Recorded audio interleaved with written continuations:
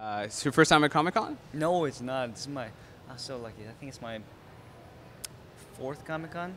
Okay. Yeah. So do you usually just come for business or pleasure? 100% pleasure. Yes. So at the season finale of Neighbors, Reggie is gonna be having a boyfriend or girlfriend relationship with his beautiful neighbor. I hope it's a girlfriend relationship because I think Amber Weaver is a female. But I think, if anything, that's a taste of what we might be able to really explore throughout the entire second season is this, relationship. And I just feel so lucky that we approached the relationship with, Reggie and Amber so delicately and, like slowly, and we took our time with it. And I hope it was as honest as it felt. My heart was broken, and I was crushing so hard on Amber Weaver, and I just can't wait to show, or to even relive, love, like true, intense love for someone, and having someone's back, and have someone understand you despite your differences throughout the second season.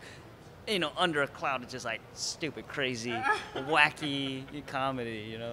So speaking of second season, how far along are you guys in it? We start in 2 weeks. Start in 2 weeks. Yeah, we have our first table read next week. So you know a little bit about the storylines. I don't know a thing. I have no idea what to expect. Yeah. And you can't even know what to expect in a show that's about aliens living in New Jersey. Like, I don't even know what I can anticipate. Well, let's talk about the whole alien coming into New Jersey and picking a name such as Reggie Jackson, right? So, if you could just go back and say, you know what, I'm going to pick a different name. I'm going to go with a different fictional, real name, which one would you go with? People always say that I look like a Dikembe. Dikembe? Yeah, so like a Matumbo. So, no. So maybe something like that would be more my... physically I look a little more like a Matumbo. Like, seriously? Yeah, I thought it would be a Matumbo, but yeah, I'll be settled for Reggie. I mean, because even after we wrapped, I think it wasn't until like a month or two later that my girlfriend was like, "Why are you trying to grow a mustache? Are you trying to like really look like the real Reggie Jackson right now?" But I was like, I didn't think about that. I just wanted to grow a mustache. So That'd be really interesting. I tried to grow a mustache real hard until I think I met my executive producer, and she's like, "Tim, shave that off." Right? And, not because of the job, but for yourself. Just shave that off. Dude, I'm doing you a favor. So, talk about the experience of being day one on The Neighbors versus last day of shooting on The Neighbors. Like you, as an actor, what was the evolution? Day one of The Neighbors, if I approached Reggie like really stiff and like, that was maybe 90% fear, 10% trying to be someone in a weird foreign body, pretending, an alien in a human body, doesn't really know what to do. By the end of the season, it was more of, this is Reggie, a little more comfortable in my skin of the character that I built. Yeah.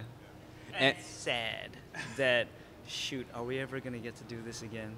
Are we ever going to get to have this magic? Am I going to get to work with these people? Am I going to love my coworkers as much, in the future if I have different coworkers? It's like, it was hard, But at least you're back for a second season, so we get to experience it all over again, so to speak. Yeah. Now, another thing we found out in season finale is that your TV mom, aka Jackie Joyner Kersey, her real name is Debbie Callahan, I think. Yeah. So, what is Reggie Jackson's real name? I have no idea. That's a brilliant question. I didn't even think about that myself. But yeah, I don't know. It might be an episode.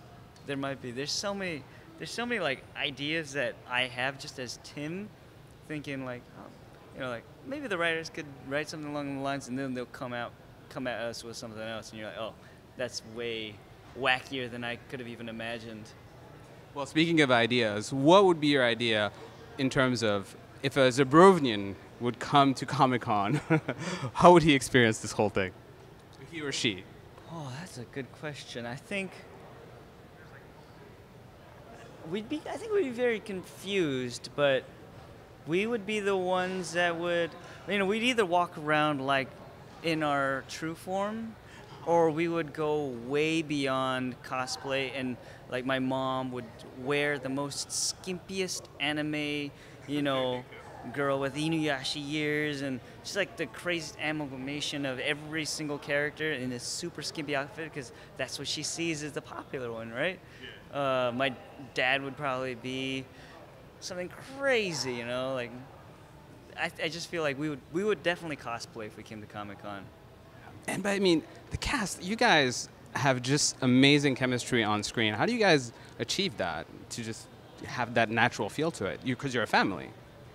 I guess as individuals, I think everybody is such a genuine, kind person, and I haven't been around enough sets to really know how it is with other actors, but everyone is just such a real person. Like, you could sit there and have a conversation with anybody. Every single one will hold the door for you. It's just good people. And on top of that, I think when we started this whole process, there was a little negativity towards us. So we're all just holding hands, getting closer, getting tighter, trusting each other more. And I think that's where it all helped us. Well, for all the fans of the show who just can't wait to see season 2, and I can't wait to see season 2. Yeah. What's your message in terms of what you're hoping for it, and what's your message for them? I'm really hoping that you really put on that seatbelt, because I think we're gonna go real wacky. I think we're gonna, I think with the fan support of constantly coming back, that's where doing things like the musical episode came around. That's where doing the bigger jokes and getting braver with our jokes, and looking at the camera sometimes and saying, oh, well, we know that this day ends. We're gonna have some troubles. We're gonna figure it out. You're different. We're different. We're gonna wrap it up by 9 o'clock. So that's how those kind of jokes, the writers got braver, or we're given the green light to just really go there, was because the fans were coming back every Wednesday. And speaking of the musical episode, congratulations on getting an Emmy nom. Thank you. That's ridiculous. Wow, that's Comic-Con right there. That guy right there. Okay, so it's a guy that looks like 7 feet tall with no head. Oh yeah, that's for Sleepy Hollow. Sleepy Hollow. That's scary. That is scary.